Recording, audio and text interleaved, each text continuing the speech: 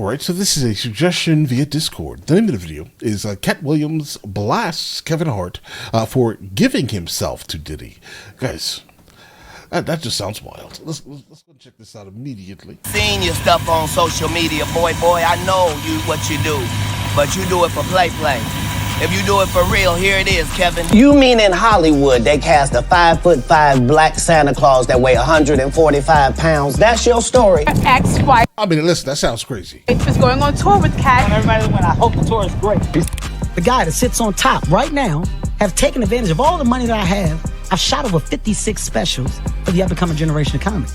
We want to thank you. Come here. Don't sit on the bed at night. No homo. No, just don't get close to the bed. A new feud has erupted. This time it involves two comedy heavyweights. All right, let's go. Katt Williams and Kevin Hart. Rumors say that Williams has aimed at Hart, accusing him of shamelessly pimping himself out to none other than the music mogul Diddy. Let's find out what all the commotion is. Comedic sensation Katt Williams is causing a social media storm with his recent appearance on Shannon Sharpe's Club Shay Shay podcast, where he didn't hold back in airing his grievances about— Guys, really quickly, guys, can we trade this guy right here for DJ Vlad?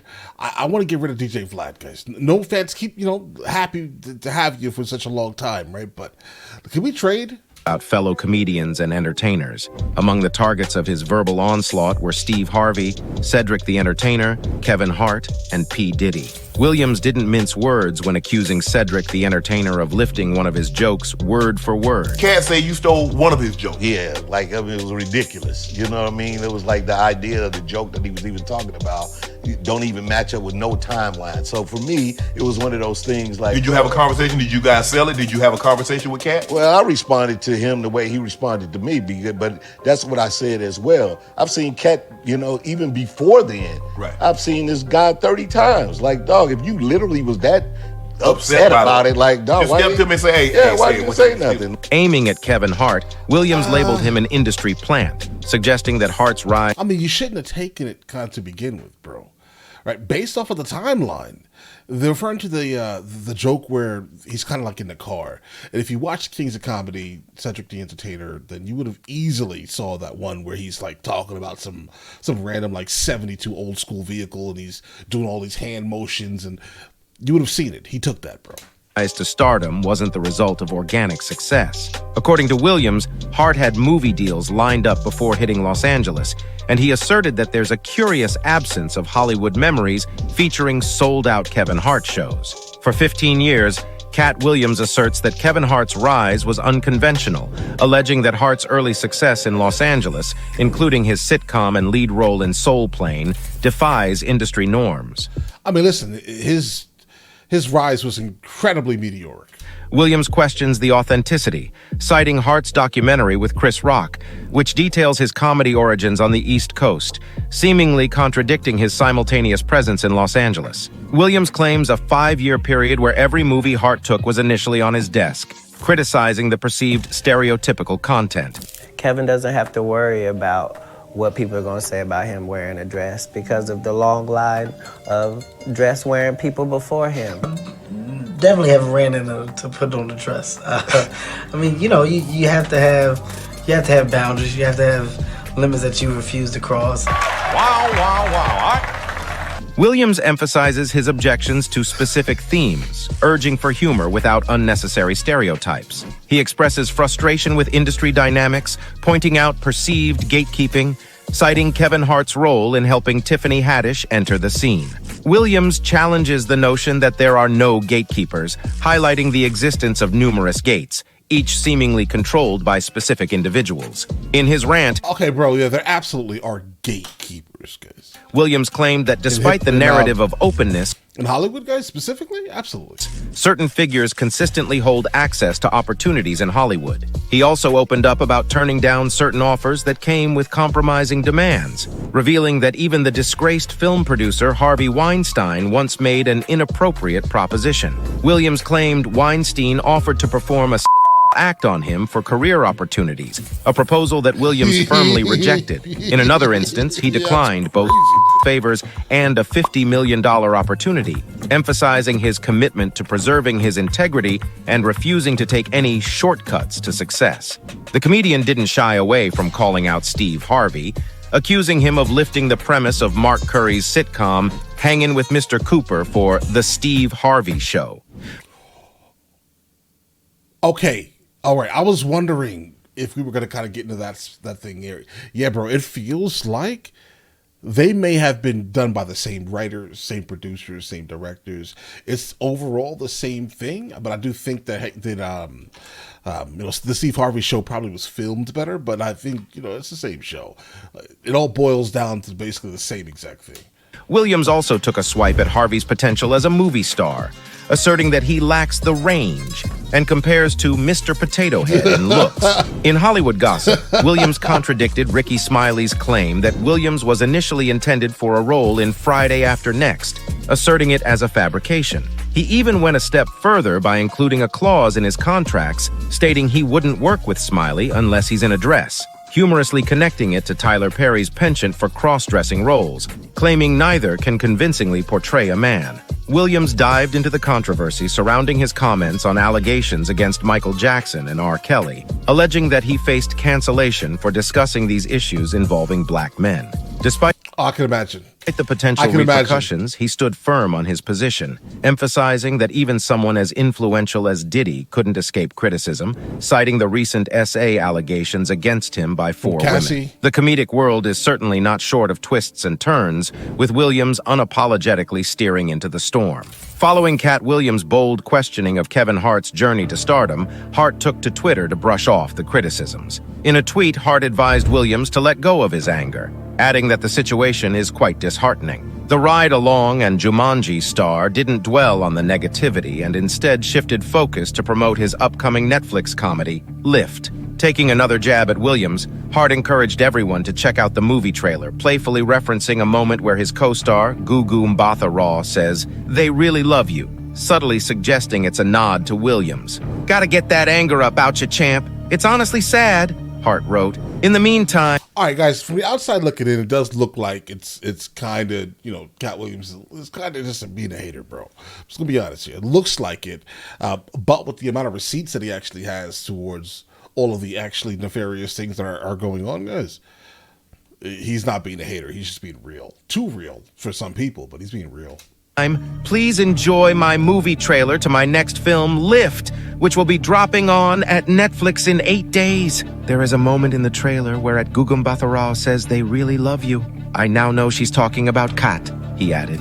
In another humorous retaliation, Hart fired back at Williams during the Friday night NBA Unplugged broadcast, injecting a dose of laughter into the Knicks versus 76ers game. With a mischievous grin, Hart shared some comical facts about Williams and his supposed stint as the owner of the New York Knicks. Here's a fun tidbit about the New York Knicks that you might not be aware of, Hart quipped during the game. Katt Williams actually purchased the Knicks. Rumor has it he took them home, realized they weren't his vibe, and returned them with a receipt. Chuckling through his words, Hart added a playful twist, asserting he's the first person in history to pull that off, buying the Knicks for a mere 15 days and then deciding they weren't the right fit. Talk about a quick return policy. Hart's lighthearted jabs were delivered as part of his... That wasn't lighthearted at all. That wasn't lighthearted at all, guys. But at least you see the reason why people like Kevin Hart so much, because he's absolutely hilarious. Guys, even this random machine, reading the joke was still funny. His guest appearance on NBA Unplugged, a unique broadcast format for the NBA games on ESPN, similar to the entertaining banter of Peyton and Eli Manning on Monday Night Football. The comedic exchange on the basketball court adds an amusing chapter to the ongoing banter between Kevin Hart and Katt Williams. The ongoing verbal sparring between Katt Williams and Kevin Hart has been a recurring spectacle, marked by public exchanges both online and in interviews. One of the earliest instances dates back to August 2014 when Williams, talking to TMZ Sports, didn't mince words when asked about the funniest athlete. Calling out Shaquille O'Neal and Russell Simmons, Williams suggested they should steer clear of comedy, adding a sharp remark about Shaq being a bum. He also dragged Kevin Hart into the mix. Okay, listen, that's wild. Shaq absolutely is not a bum. Shaq is probably easily one of the nicer, like, famous people. I'm saying Shaq and Keanu Reeves are like this, guys. All right. Expressly claiming he wanted his Great bitch guys. back, a playful jab at Hart's rising success. Fast forward to Williams' conspiracy theory tour in February 2016, where he took another swing at Hart during a show in Atlanta. Williams dismissed Hart's comedy prowess, even if he's a puppet, and urged the audience not to be mad at the puppet, Hart, but at the puppeteer, Jim Henson or Walt Disney. Hart responded subtly on Instagram, emphasizing the importance of comedians supporting each other. However, Williams persisted, challenging Hart in a video ahead of his Philadelphia tour stop. Williams proposed a $5 million bet involving a variety of challenges, including comedy, basketball, and rap. The tension Bro, listen, I want to see both of these extremely short people play basketball. escalated, prompting Williams to issue a public apology during a March 2016 appearance on V103 Atlanta's The Big Tigger Show. Williams acknowledged his mistake in attacking Hart with vitriol and expressed regret for attempting to embarrass him during his set in Philadelphia. He apologized to Hart, Heartbeat Productions, the Plastic Cup Boys, and anyone associated with Kevin Hart, recognizing Hart's status as the reigning king of comedy.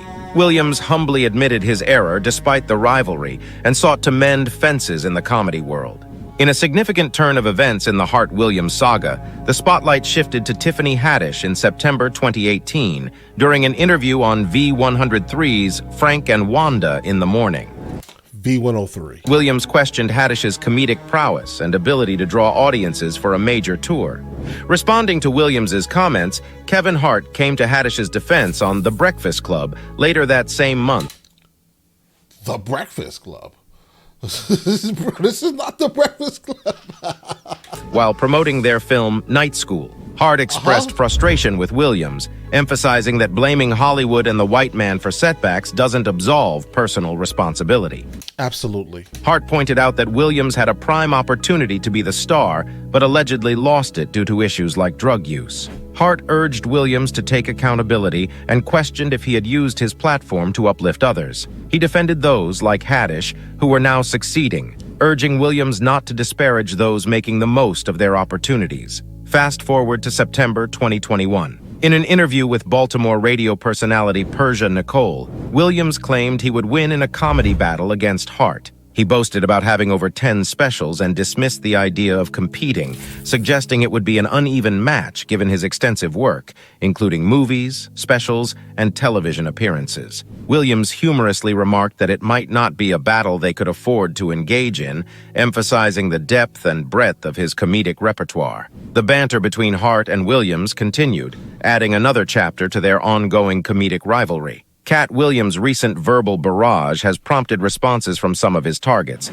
including Cedric the Entertainer, who took to Instagram to dismiss Williams' claims as revisionist history. Cedric emphasized that his career couldn't be reduced to a single joke, expressing disappointment in Williams for airing their issues publicly. Ricky Smiley, another target of Williams' criticisms, addressed the casting controversy for Friday After Next on his radio show, asserting that he had no reason to lie about the situation and emphasizing his gratitude for the decision made. Despite the impact on his children, Smiley wished Williams nothing but the best. Williams, however, adopted a more sympathetic tone towards certain celebrities. He empathized with Taraji P. Henson, acknowledging the challenges she faced regarding unequal pay in Hollywood. Williams called Henson's interview the saddest thing ever and highlighted the limited options for black actresses at her level. He also critiqued the public's treatment of Kanye West, suggesting it's problematic to sensationalize someone's mental health struggles. Williams's appearance on Club Shay Shay has garnered significant attention, accumulating 7.8 million views within just one day of being uploaded. The video has become a focal point of online discussions, amassing over 50,000 comments and intensifying the spotlight on the ongoing comedic drama. We just have to see what Katt Williams will say in response to Kevin Hart's tweet and NBC's comment about him. People are excited to learn how Williams will react to the ongoing banter between the two comedians. Everyone is curious about the next move in this back-and-forth exchange. Keep an eye out for Williams's response. It will add another layer of humor to the ongoing saga between these two comedy giants. Guys, I'm going to be honest here. Completely. I absolutely think that when it comes down to like exactly what's going on with specifically Katt Williams and Kevin Hart, I think that they just need to get into the building together. Any building, the building, find one. It's that one. That's where they should, kind of hash things out. Like all of this, like side talking that they're doing right now is not really conducive to their careers. I mean, obviously, it's not going to affect Kevin Hart. It's just going to continue to, for the most part, blackball Katt Williams. I mean, who's going to be affected here? Katt Williams, again, and more so. Don't get me wrong, guys. Katt Williams is absolutely hilarious, guys. He's a funny man. He's a naturally funny, easily one of the funnier comedians. What has stopped his grind and overall shine? Everything that he has done and said. He absolutely is the reason he's kind of in the situation. Well, obviously that, and the fact that he's not going to sell himself, right? That's a great thing. Obviously, don't sell yourself out for against your own morals to kind of just capitulate and just become Kevin Hart. I get it, guys. We're here. But all right, listen. You guys all have an absolutely amazing day. Enjoy your day thoroughly, guys.